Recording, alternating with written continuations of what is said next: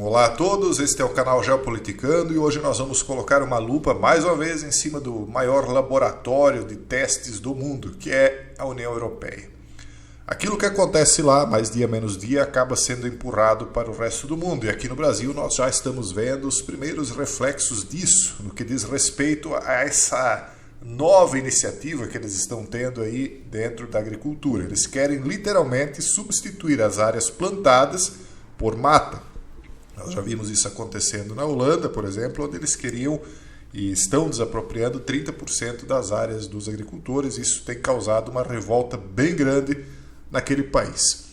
E por isso, eles dizem aqui que os conservadores da União Europeia estão visando o voto desses agricultores que estão sendo prejudicados por essas medidas. Nós vamos vendo e analisando esse artigo aqui, perceber várias situações que vão se repetir aqui no Brasil.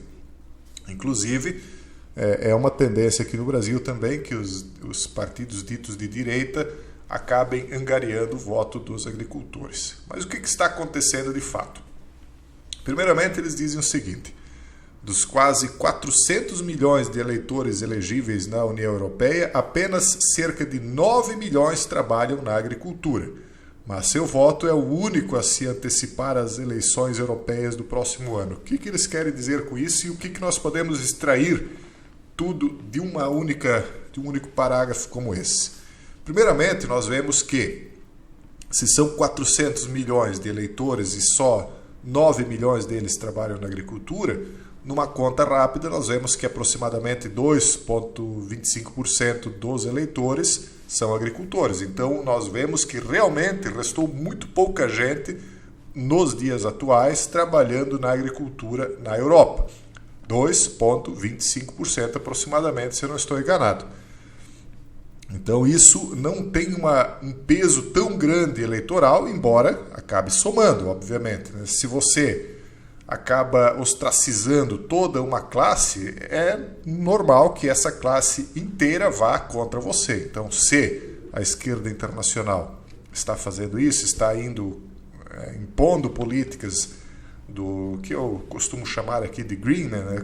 Impondo essas políticas do Greenman em cima de toda essa classe, ela vai se revoltar e vai buscar uma alternativa.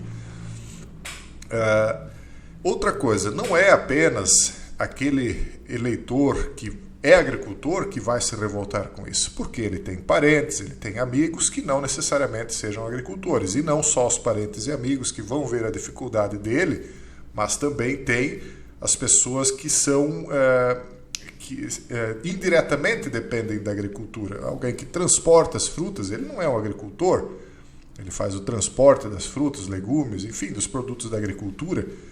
Alguém que comercializa, ele tem uma feira lá na cidade.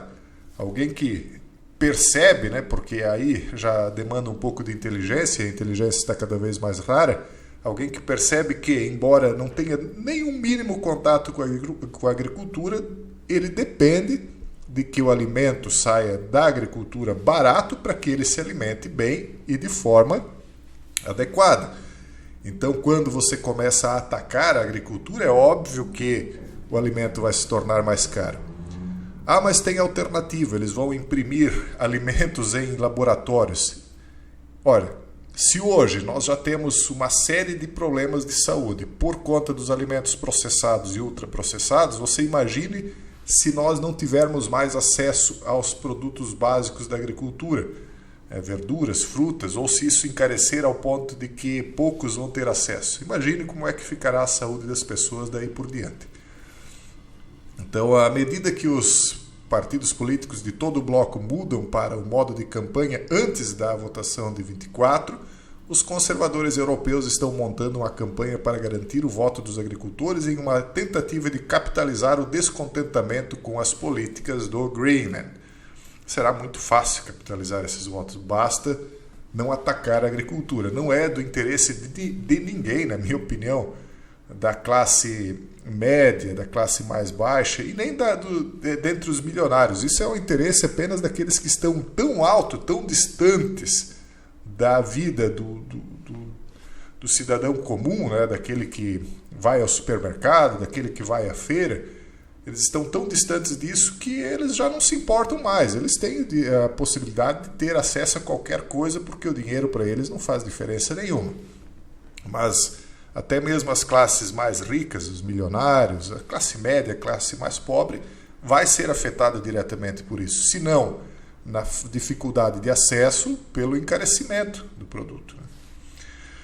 Então é bem fácil capitalizar esse descontentamento com as políticas do Greenman. São políticas que, se não forem empurradas goela abaixo, se ainda existir democracia no Ocidente, elas vão ser eliminadas, elas vão ser derrotadas, com certeza. Mas nós vemos aí que muitas coisas estão sendo empurradas. A democracia no mundo inteiro aí está sendo fragilizada, os direitos de liberdade de manifestação de pensamento e tudo isso aí está sendo solapado. Na verdade, uma autocracia tomou o poder no mundo e está empurrando aquilo que eles, se julgando iluminados, acreditam que é o melhor. Uma hora esses iluminados aí vão acabar queimando o seu fusível, né? E vão ver que não iluminam coisa nenhuma.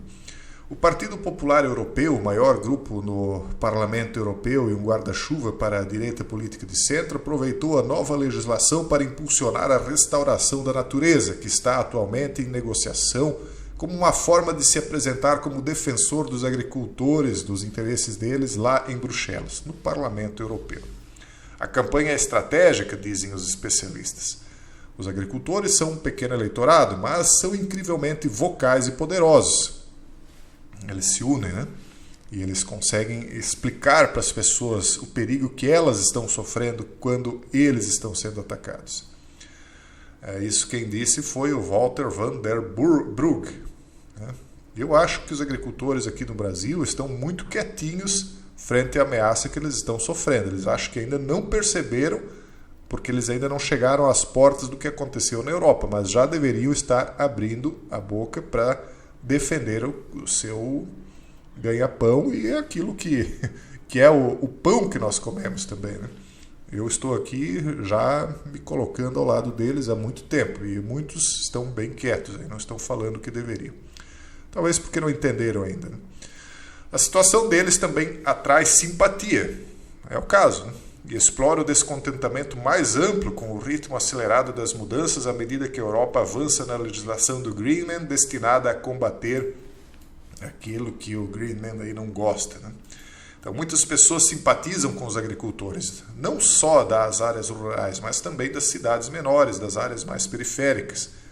As reformas propostas para a indústria agrícola são um símbolo daquelas mudanças rápidas às quais as pessoas se opõem.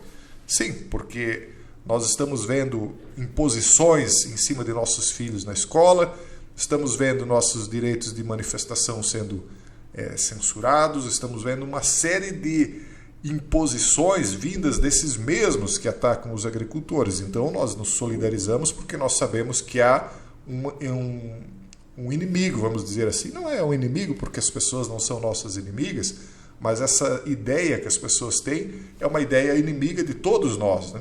Que estamos sendo afetados. Até aquele pai que está descontente com aquilo que a professora está empurrando na escola pública, porque ela tem uma mentalidade submissa, ajoelhada diante dessa estátua de Nabucodonosor aí, construída de ouro, né, pelos donos do mundo.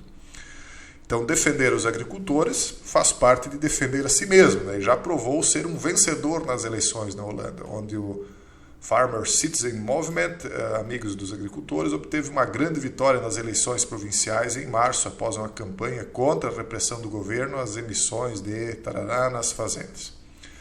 Os partidos de centro-direita da Europa, depois de dominar a política da União Europeia por décadas, temem perder apoio não apenas entre os agricultores, mas entre um segmento mais amplo de seus eleitores, que são todos aqueles que não são idiotas, basicamente.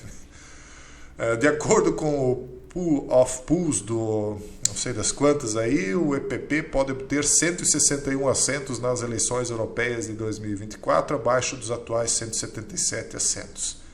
Os conservadores e reformistas europeus, enquanto isso, podem ganhar 13 assentos extras, e o grupo da... Aqui eles sempre colocam, né, como ultra-direita, pode ganhar 5. Na verdade, quando é uma centro-direita, ainda é aquele tipo de gente que baixa a calcinha na hora H. Né?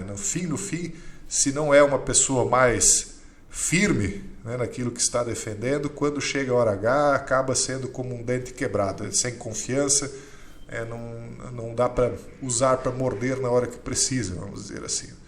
Então, aquilo que é considerado conservadorismo ou direita admitida lá na Europa é a mesma M que é admitida aqui como oposição aceita. Né? É uma porcaria. Mas, enfim, é o que tem por enquanto e é naquilo que as pessoas estão confiando. No fim, não vai dar em muita coisa enquanto as pessoas não perceberem que elas têm de voltar às raízes delas. Né?